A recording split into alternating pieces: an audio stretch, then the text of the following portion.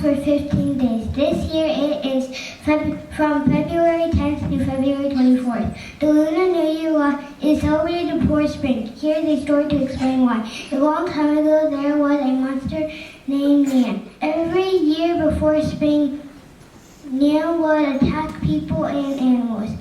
Nan was afraid of loud noises, red and bright lights. Nan was scared and left. During the Lunar New Year,